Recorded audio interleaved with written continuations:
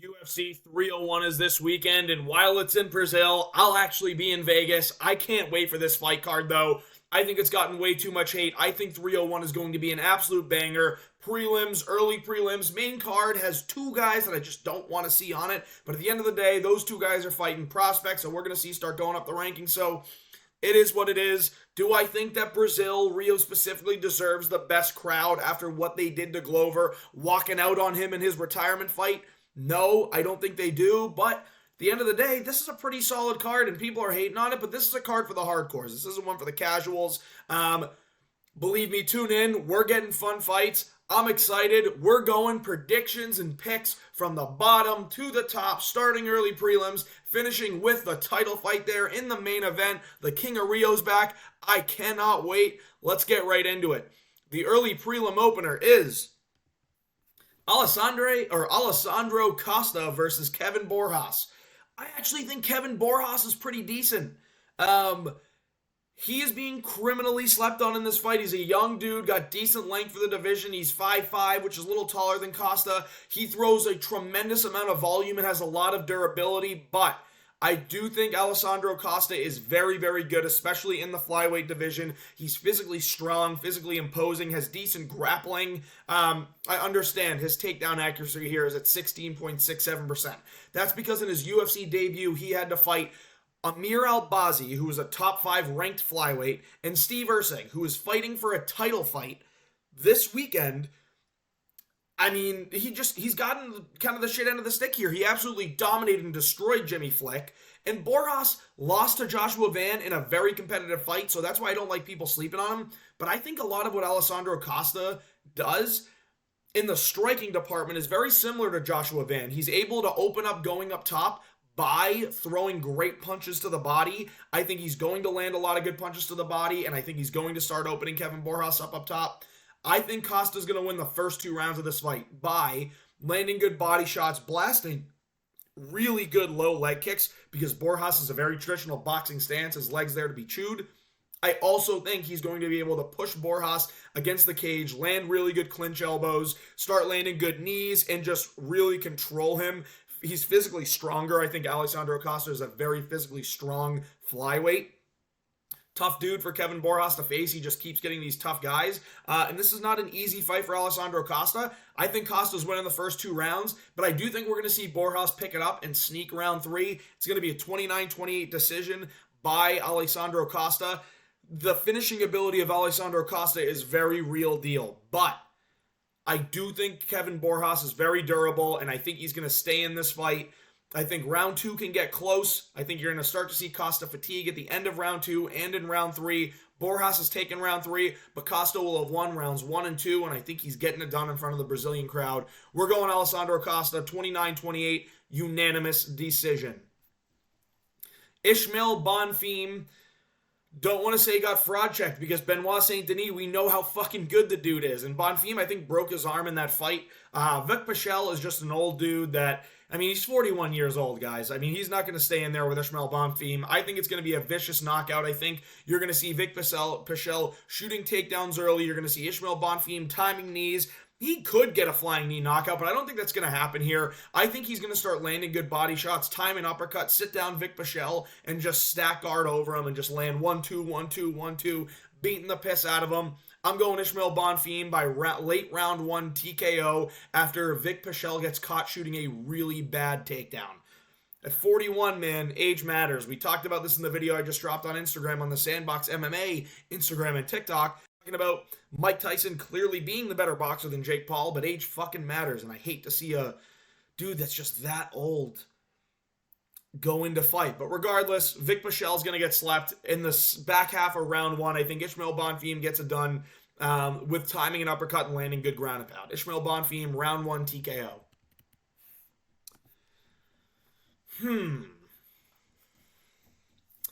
I'm going to go Diani Barbosa here. I just think that Ernesto is very young. She's a good kickboxer, but I don't think the grappling's that good. Barbosa has a win over Karine Silva, which has aged very well. She's been fighting a little bit longer. She's older. This is going to be a lot closer than we think, but I think Barbosa is going to get this one done by a sketchy 29-28 split decision.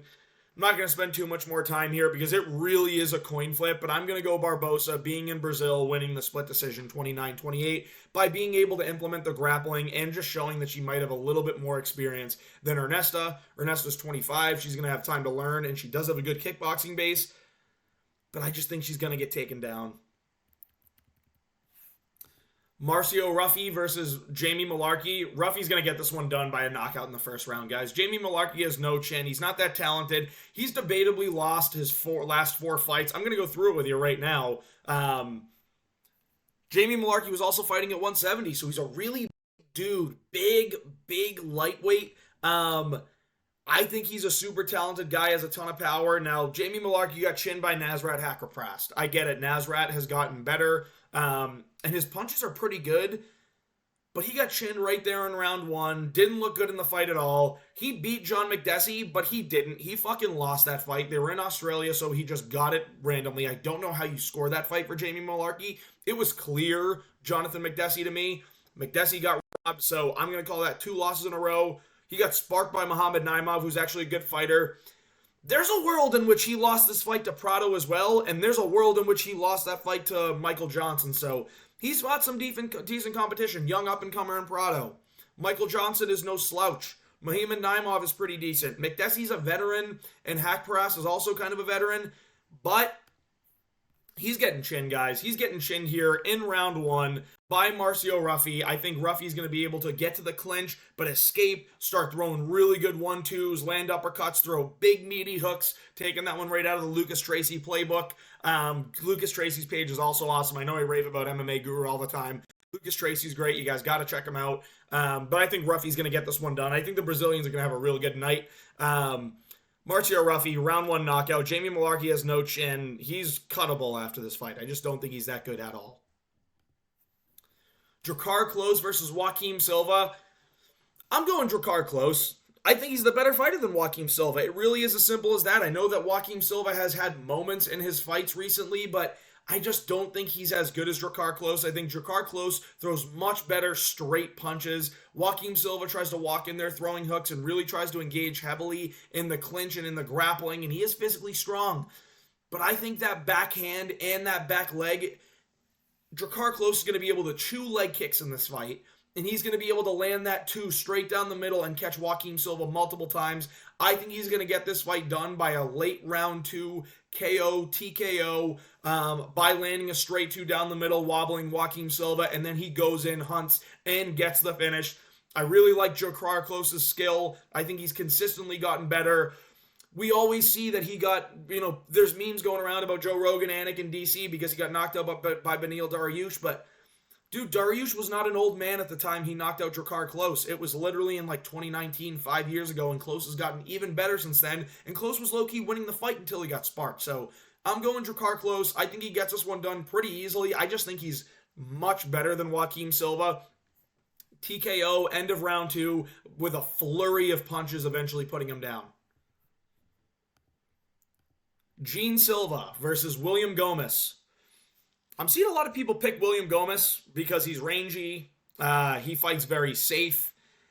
I think Gene Silva is so much more dangerous than William Gomis. I don't think Gomis has any finishing ability, and I'm going to go with finishing ability in this fight here. I get it. William Gomis has decent teep kicks, and he likes to run around the cage the whole time and has decent cardio, tries to pick you apart at range, but I don't think he has the ability to stagger or wobble Gene Silva, and I think Gene Silva is just going to start walking him down, lining up punches, getting punches to the body going well, start landing them up top, physically imposing his will against William Gomis against the cage, and eventually taking him down, out-grappling him, and getting a submission in round 2 or round 3. I'm going to say late round 2, he's going to submit William Gomis after beating him up on the feet a little bit in round 1, but it's kind of close. And then round 2, you're going to see him really start to land good punches, shoot, and start to get those takedowns and just wear down on William Gomis. I think he's better. I think William Gomis is overrated. I get he had that win in France, but dude, it was a controversial win. Like, the ref jumped in and thought it was a low kick or thought it was a body. It was a weird situation in France. I don't think Gomis is that good. I think he's incredibly overrated, and I don't like his finishing ability at all compared to Gene Silva. I think Gene Silva has great finishing ability, and I think he's going to get a submission via rear naked choke in round 2 after taking Gomez to the ground. Gomez makes a mistake trying to get back to the feet. Silva finds the back, locks up the choke. Day and night, much better grappler. Gene Silva, round 2 submission.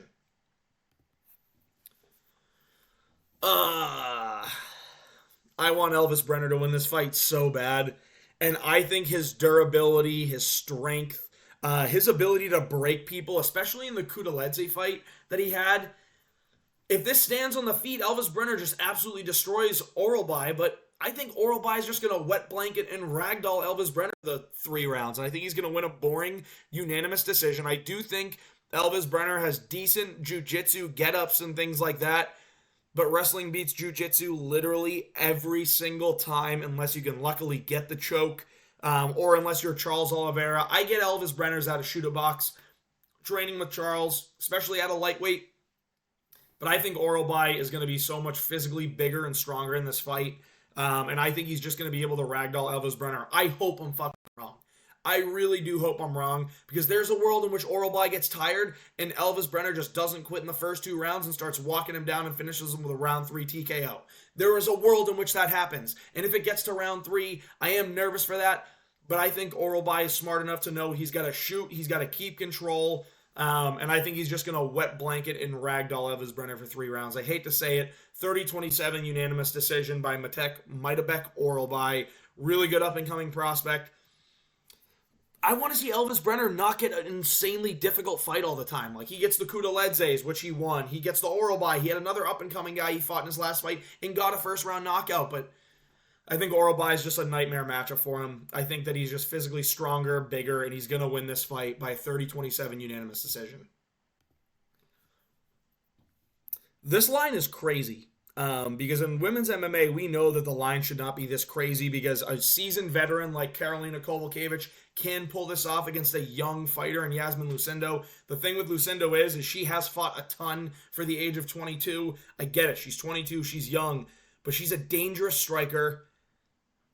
She's fun to watch, really talented. And Karolina Kowalkiewicz, yes, is old. Yes, she's very seasoned of a veteran, but she doesn't have the reach advantage here.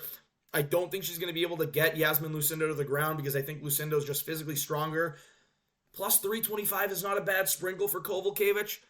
But they're in Brazil. If it goes to a decision and it's close, it's going to go to Yasmin Lucindo. And I just think Yasmin Lucindo is going to do more damage on the feet, land a lot more of those damaging punches. She's going to win this fight by 29-28, 29-28, and 30-27 for the winner by unanimous decision, Yasmin Lucindo. That's just how this one's going to go. I think she's just a better fighter than Kowalkiewicz, but it's not bad to throw a little bit of money on a plus 325 seasoned veteran like Kowalkiewicz. This fight's a banger. Jack Shore, Joanderson Brito is an absolute banger of a fight. I've been flipping back and forth on this one all day, because I do think Jack Shore is very, very good. Supremely talented, super skilled. I do want to go to his record here just to see how things have gone recently. Subbed Americani, but Americani always gasses out and fucking shoots himself in the foot. Got subbed by Ricky Simone, which is such a tough fight. He beat Valiev. He beat Ajor. He beat Sean. I don't even know who Sean Leon is. Or maybe I do. I just need to see him. Yeah. He's got good BJJ. The thing is, Joanderson Brito is very physically strong. And he was getting ragdolled, kind of, by Jonathan Pierce, but he was finding the way back to his feet, and I really like the fact that he just found his way to get the finish. I hate that I've taken mostly favorites here. I think I've taken all favorites so far.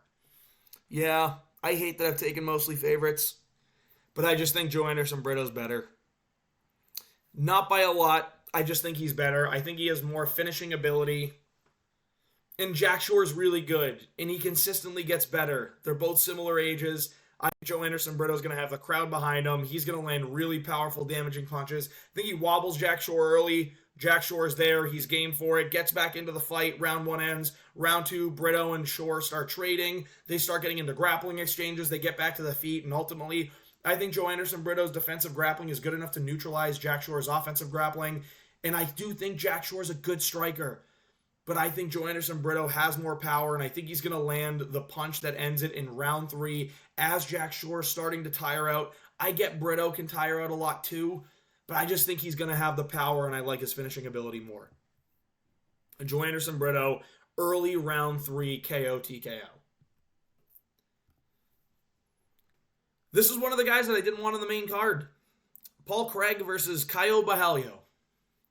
I think Borralho's very good defensively in the grappling, and I think Paul Craig only has grappling. We all know that Paul Craig only has grappling. He's chinny, and I think Caio Borralho gets better in every fight, especially a southpaw versus orthodox stance. I think it's going to be harder for Craig to shoot those takedowns. And I'm going to go with Caio Borralho to win in round 1, timing a knee on a bad takedown, knocking him down, and then just trying to wave Paul Craig back to the feet. Craig is very slow getting up, gets his leg chewed, and gets knocked out again. Caio Borralho is going to get a knockout in round 1. He's a minus 600 favorite. No shocker here. This is a complete wrong height, by the way. I've watched Caio Borralho fight like 6 times now. Dude, he's easily 6 feet, so I don't know why they're doing this incorrectly, but is what it is. I think Borralho has better skill than Paul Craig overall. If this fight gets to the ground, Paul Craig can absolutely snatch up a choke like that. But I don't think it's going to go there. I think Caio Borralho is going to be game. I think Paul Craig is washed. And I think he's just going to get knocked out in the first round. This dude's game, man. Respect to this guy for just taking fight after fight after fight on short notice, and going out there. And if he loses, he's like, oh, fuck it, I lost. I'll get back out there shortly. He hasn't canceled his fight with Shara Magomedov yet. What a fucking savage for that. But Michel Pereira at middleweight's a complete problem. Serious contender. I think he's a dude that's going to get in the top 10 very, very soon. I think he's starching Ihor Potieria early. I think they're going to trade and they're going to exchange, but I think Michel Pereira is going to land really good body kicks like he did against Olin Jacek. He's going to land the 2s down the middle, start throwing flying knees, and Potieria is going to get hit a couple times, not going to play defensively. His defense is trying to just like swing like crazy, and he's going to get caught by Michel Pereira in the first round. We're getting a first round knockout. I don't know how it's coming. It's going to be something crazy. He's going to land a crazy spinning elbow, spinning back fist, flying knee, something wild, spin kick. We're going to see something crazy from Pereira. I like him being super active. He's going to win this fight. Potieria took it on short notice too. This is an easy one. Pereira first round knockout. Anthony Smith, who doesn't deserve to be on the fucking main card of a pay-per-view. Plus 400 is a little ridiculous because Vitor Petrino is not that good. Like, yeah, he's undefeated, and yes, he gets better every fight. He's not that good, but he is the nightmare matchup for Anthony Smith. Anthony Smith thinks he's going to win this fight by throwing his jab out there, waiting a sec, throwing the 2 down the middle, trying to get up in the clinch. Vitor Petrino has good defensive grappling from what I've seen so far, and he is so much physically stronger than Anthony Smith. Anthony Smith crumbles when he sees power, dude. He crumbles, man. I think he's going to get touched once by Petrino, be hesitant for the rest of the fight, and Petrino's not one to just walk you down, or not one to just tee off on you, but I think he's going to land the right shot to wobble and eventually put out Anthony Smith. Vitor Petrino's going to win this fight by a round 2 KO, TKO. I like Petrino's leg kick too. Anthony Smith gets his leg chewed all the time when he fights someone that has an IQ that's not Ryan Spann. Vitor Petrino's going to get this one done. It's going to be a round 2 KO. It's worth sprinkling a little bit on Anthony Smith at plus 400, though, because Anthony Smith is just this 500 fighter, man. Like, he goes out there, looks terrible, gets starched, goes out there, gets a win that you didn't expect him to get. Go out there, get starched, go out, get a win that you didn't expect. It's just like, it's this regurgitated cycle with Anthony Smith, but Vitor Petrino's getting this one done, round 2 knockout. And again, I don't think I've picked an underdog on this card. But don't you worry, that changes right now. What did I just do? Oh my goodness. I'm incredibly confused. No idea what's going on here. Do I even try this again? Whatever, man. We're going back to Streamlabs OPS, our bread and butter, because I know what these last 2 fights are, guys. It's Jose Aldo versus Jonathan Martinez, and Jose Aldo's going to get it done for us, dude. He's going to get it done. Jonathan Martinez is dangerous. One of the more talented bantamweights, I think. I think his skill is amazing. His elbows are amazing. His knees are amazing. The elbows scare me the most in this fight, and his leg kicks are his most dangerous weapon. But you are fucking crazy if you think that Jose Aldo doesn't know how to deal with leg kicks after being such a legend of the game for so long. He's returning because Marab ruined his fucking retirement. He's going to the King of Rio. He is the King of Rio. He's going into Rio, going into Brazil, going to beat Jonathan Martinez. by addressing those leg kicks, he's going to take a couple elbows that we're going to go say, oh, fuck, oh, shit. He might lose the first round, but he's going to turn it up in the second half of the first round. He's going to start landing great body shots. The body is there to be wailed on by Jonathan Martinez. Or the body of Jonathan Martinez is there to be wailed on by Jose Aldo. I think you're going to see him throw tremendous Muay Thai combinations. Oh, Jose's going to win this fight, and he's going to win it by outboxing Jonathan Martinez. He's going to open up the punches up top by landing good ones to the body. He's going to land great low kicks of his own, start throwing elbows of his own. Jose Aldo's going to get this one done. We as fans are going to rejoice. I'm telling you, this is one of the underdogs that I'm taking, but it's not the only one, because in the main event, Steve Erceg is going to upset everybody. He's going to do it. Alessandro Pantoja is getting that round one takedown. He's going to do it. But he's not subbing Steve Erceg. I don't think he's going to get much damage off. I think he's going to kind of lay on Erceg like he did against Brandon Royval. But Erceg's stronger than Brandon Royval. I think he's more technically sound on defensive get-ups than Brandon Royval. I think he's a better striker than Brandon Royval in terms of technicality, doing the right things. Brandon Royval throws a lot of volume and throws kind of crazy stuff, but he's got pillow hands. Steve Erceg doesn't. I think Steve Erceg can put out Alessandro Pantoja in round 4 with that left hook knockout or time an uppercut as Pantoja is just shooting a double leg, because he has some great time takedowns. But we see in these fights, time after time, Pantoja gets really tired. And he shoots these takedowns and he lays on you, because he knows he's tired, but he knows he's going to win the round here. And eventually, when he has to, he's going to advance position to make sure he doesn't get stood up. He's going to land some ground and pound to make sure he can steal the rounds. Pantoja's a great fucking fighter, don't get me wrong. Big fan. He's got the dog in him. Steve Erceg is the real deal, guys. I'm telling you, this guy's striking is impeccable. This guy's defensive grappling is impeccable. You saw it against Alessandro Costa. You saw Matt Schnell couldn't get him down, and Matt Schnell's a jiu-jitsu guy. Dude, I think Steve Erceg's going to get this one done. He's going to weather an early 1.5, 2-round storm from Alessandro Pantoja. I don't think Pantoja's going to touch him on the feet at all. I think Pantoja throws big, meaty hooks. Big, meaty hooks. He keeps them close, he keeps them tight, and then he wins the overhand. But Steve Erceg's game for that. He slips, he parries, he's going crazy. Like, I just think he's going to land his 1-2, throw the hook behind it. It's just, like, it's going to happen, guys. Steve Erceg's getting a late round KO. I'm telling you right now, this card is going to be legendary. We're going to hear Bruce Buffer say, and new, Steve Erceg is going to be a long reigning flyweight champion. We're not getting crazy rematch after rematch after rematch, because these guys haven't fought Erceg yet. They got a new guy for Australia that they can go to for pay-per-views, and he's a fun fucking fighter. And he's hilarious to watch. He looks like Steve Carell. I'm seeing all the Office memes all over the place. Dude, I can't wait. Steve Erceg is legit as fuck, and he's going to prove it to everybody. Everyone's saying, why is the number 10 ranked guy getting a title shot? Because Steve Erceg is that dude, and Makayev liked to fucking sniff crotch of Alexander Perez for 3 rounds, barely winning the fight, and we just saw Perez ended up knocking out Mateusz Nicolau. So, guess sniffing crotch works, but no one wants to see it, and the UFC sent the right message to Makayev by saying, fuck you, you dumb pussy. You are not getting a title shot for smelling crotch. I can't wait. I think Pantoja beats Makayev, but I think he's going to get slept by Erceg here in round 4. We've been waiting for it to happen. There have been situations where we're like, Moreno's going to sleep him. Later in the fight, Moreno's going to sleep him. Nope. Royval's starting to overwhelm him. Then Pantoja's able to shoot that takedown.